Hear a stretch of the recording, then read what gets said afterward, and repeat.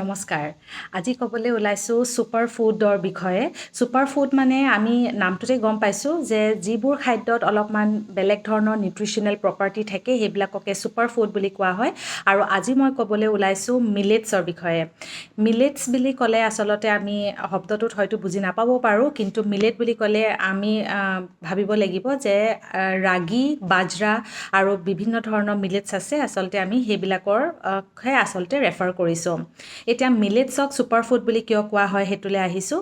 মিলেটছৰ কিছুমান এনেকুৱা গুণ আছে যিটো গুণে আমি অন্য খাদ্যৰ তুলনাত অলপ ছুপিৰিয়াৰ পজিশ্যনত আছে।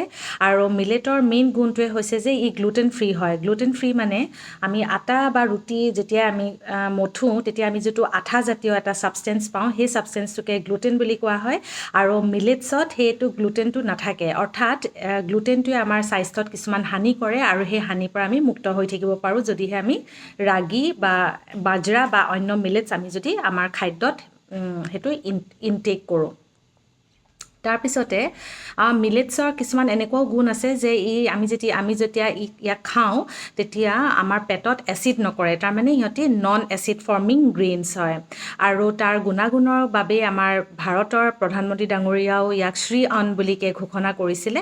শ্ৰী অন্ন বুলি কোৱাৰ অৰ্থটো হৈছে যে মিলেটছক বহুত সন্মান সহকাৰে আচলতে গ্ল'বেল যোনটো গ্ল'বেল প্লেটফৰ্ম তাত তেওঁ মানে ঘোষণা কৰিছিলে।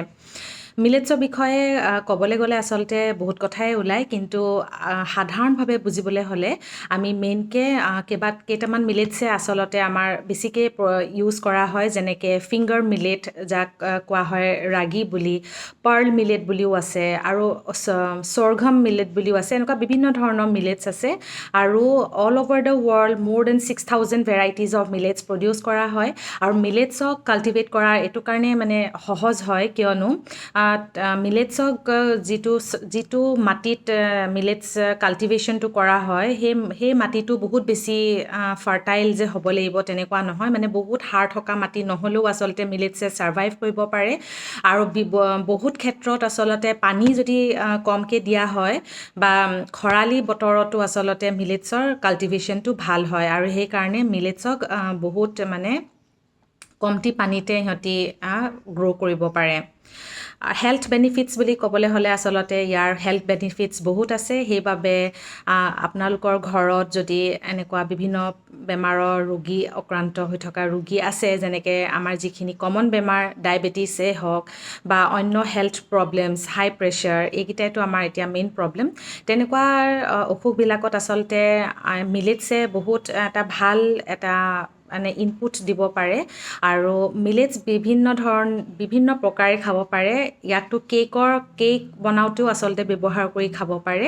আৰু মেইনলি মই নিজে মিলেটছ ব্যৱহাৰ কৰিছোঁ আৰু সেইকাৰণে মই আপোনালোকক কৈছোঁ। মিলেটছটো ডোচা ষ্টাইলত বা পানী পিঠা আমি যিটো কওঁ তেনেকৈও বনাই খাব পাৰে। আৰু তাক আপোনাৰ টেষ্ট মতে আপুনি যদি মিঠাকৈ খায় বা নিমখীয়াকৈ খায় তেনেকৈ খাব পাৰে। আৰু ইয়াক হালোৱা টাইপ বা পৰিজ টাইপতো বনাই পেলাই খাব পাৰি। আৰু যদিহে ডোচা ষ্টাইলত মিলেটছ বা ৰাগীটো খাব বিচাৰে তেন্তে আপুনি এটা বেটাৰ তৈয়াৰ কৰি ল'ব লাগিব। আৰু তাত আপুনি আপোনাৰ নিজৰ ইচ্ছাৰ বিভিন্ন ধৰণৰ শাক পাচলিও দিব পাৰে, গ্ৰেট কৰি পেলাই মানে ৰুকি পেলাই। আৰু সাধাৰণতে মই যেনেকৈ বনাওঁ মই সেইটোকে আপোনালোকৰ লগত অকণমান শ্বেয়াৰ কৰিছোঁ। তেনেকৈ খাই ভালো পাব আৰু অকণমান সহজো হৈ পৰিব। তাত আপুনি পিঁয়াজ ৰুকি দিব পাৰে, এটা সৰু আলু ৰুকি দিব পাৰে।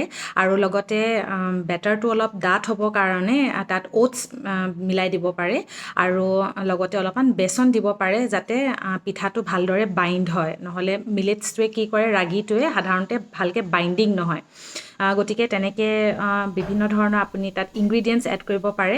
আৰু ইচ্ছা কৰিলে আপোনালোকৰ টেষ্টৰ ওপৰত নিৰ্ভৰ কৰি আপোনালোকে অলপমান তাত আটাও দিব পাৰে।